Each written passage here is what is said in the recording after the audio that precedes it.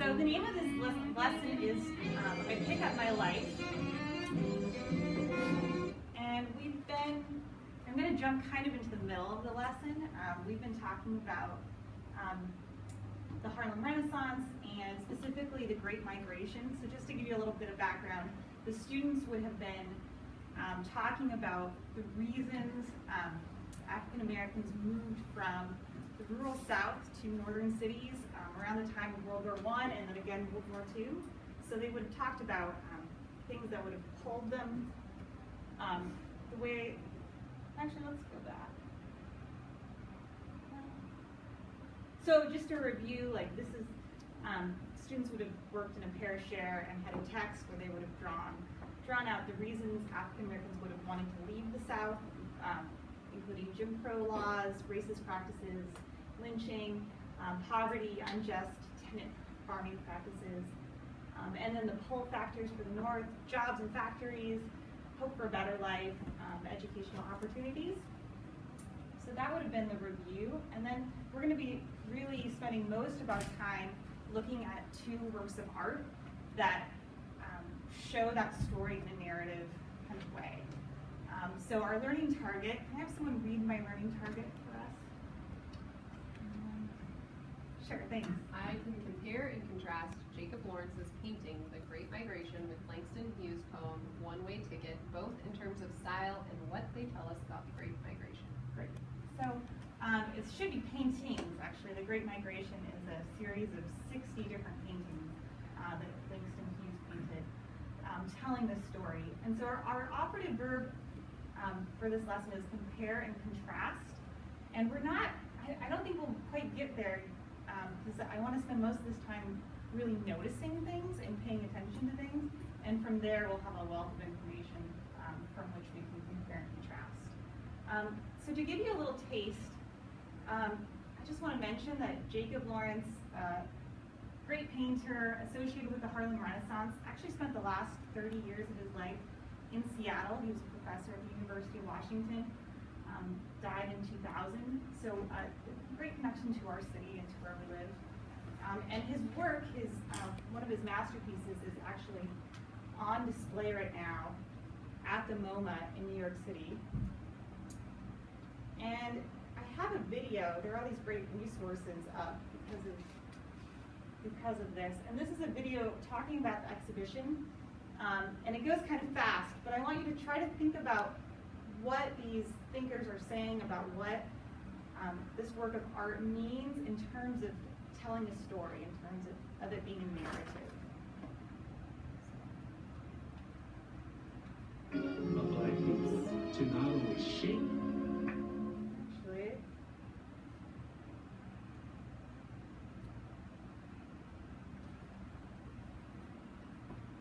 keep going Chronicle it, to be seen as human beings, to be. I truly believe the Migration series is a masterpiece. For the first time, the world gets a look at Black culture as portrayed through Blacks. Lawrence was ahead of his time. He sees the history of ordinary people as a narrative, which was a very different way of seeing the Great Migration. When you remember how young he is, it's just startling how daring it was, how courageous it was. Lawrence creates a truly innovative format. Multiple panels, 60 in a row, each accompanied by a caption. So it's image plus text together, and that's a very powerful combination. It is a piece that you can get lost in and that you can leave having learned something very serious about this event that changed the social fabric of this country. All of these courageous folks willing to leave the South, meeting with these people in the North and getting together and working together, and out of that came jazz, and out of that came blues, and out of that came gospel music. It is impossible to understand our music, our food, modes of expression, politics, without understanding this movement. With this migration series, it was the first time that a Black artist was represented in a New York gallery. Look what he's represented for, painting the picture of his people. Lawrence knew that art should have a social and a political impact. We see in that work Lawrence already understanding that he had a gift and a responsibility to tell a story. It's almost like he knew that he had to frame this moment for our generation and generations after to almost look at map and compass. Are we better off? Are we removed from this time? It was a standing testament to the capacity of Black people to not only shape history, but to chronicle it, to be seen as human beings, to be seen as history makers.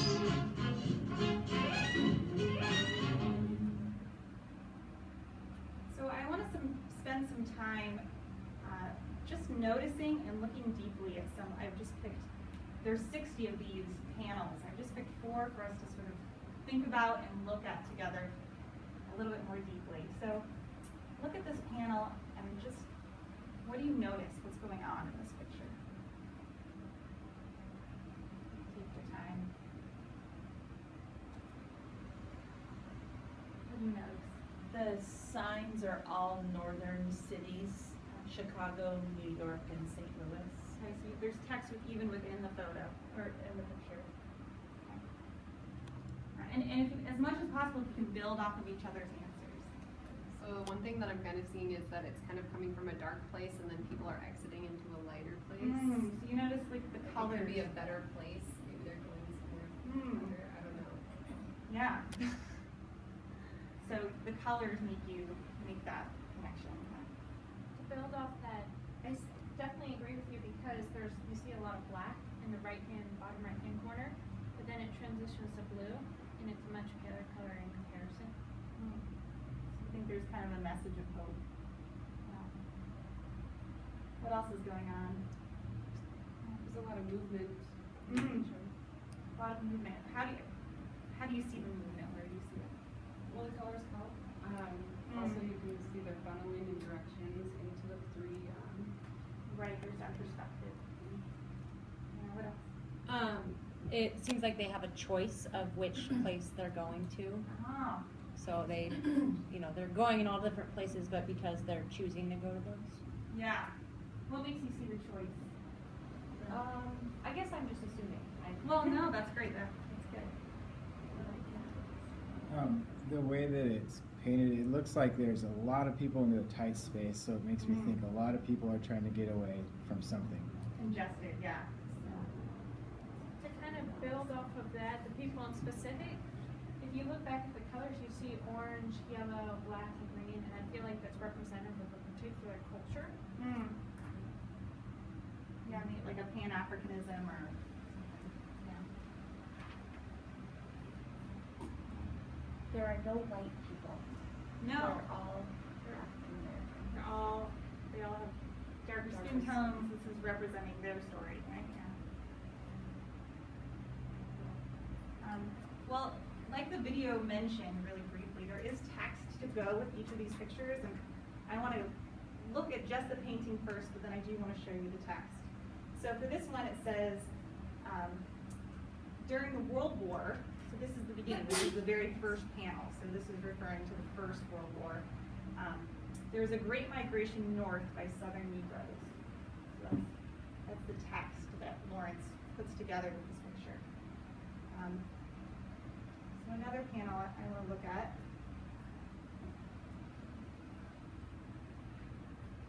What do you notice about this picture? What's going on? Yeah. It's pretty barren. It almost looks like they're eating, but it's meager portions. Yeah. Like almost implying that there's poverty happening. Yeah. What else? Based on the body language of the people, they kind of seem sad or depressed or just slumped over. Hunched over or smaller. What else? The pot is on the wall. Should maybe because there's nothing to put in it to feed the people, but the pot is just left. Yeah.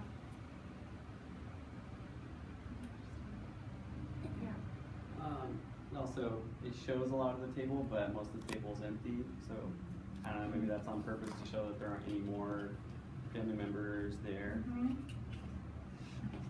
a lot of empty space. Yeah. What I find confusing is that these are people with sad body language, looking at empty bowls and not interacting with an empty table. but their background is painted with the same bright, optimistic blue that Yeah. the first picture was painted in. So when we said the first pictures, people are moving towards an optimistic blue. Here are people in optimistic blue, but they're not very optimistic. Mm. Make any connection there to what we know about the Great Migration? What do we think that could mean? Maybe that the hope they had for what the North would hold wasn't all that they expected. Mm-hmm. Yeah. I think, let's take a look at the text. So this is a family, they've moved to a northern city. And the text is so simple, it just says they were very poor. That's all. Powerful.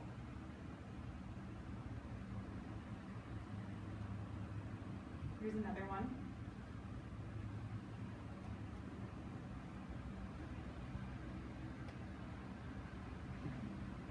What's going on in this picture?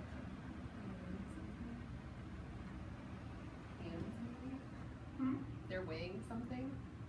They're weighing something? Yeah. Looks like they're working for that guy on the right. Yeah. What makes you say that? They're lifting really heavy bags and he's just kind of recording what they're doing. Right. Yeah. What else? To build off what Mackenzie said, you can also look at how they're standing particularly. Because they're hunched lower, they're at a lower height compared to the guy who's standing straight up. And from what we know in societies, there's always a hero. Yeah. I find it interesting that the first one starts out not really showing any facial features, and then the next one had a few defining things, and then this one they have more full faces. I don't really know why. Yeah, that's interesting to point out. And it would be interesting to look at all the panels and see how prevalent that is. I don't know if I've noticed that. Anything else? Do we think this is, oh yeah. Sorry, the man on the right looks grumpy. Like he's unhappy with what's happening. Sure. Or Yeah, with what they're bringing he to looks him. displeased, yeah. Yeah. Any guesses of what the text might say about this panel?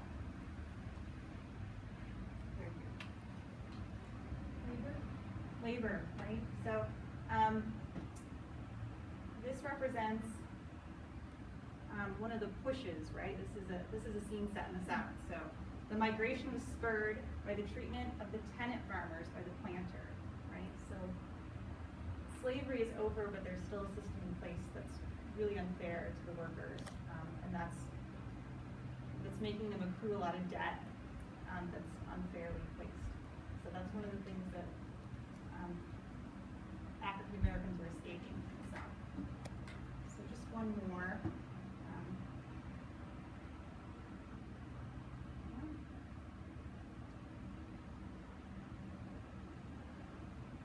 What's going on in this picture? Yeah. It looks like a classroom where these are students writing on a chalkboard. Mm-hmm. Yeah. What else? The math isn't really complicated enough to make a difference. It's pretty rudimentary math. So and they're all black, so it's not equal. It doesn't appear.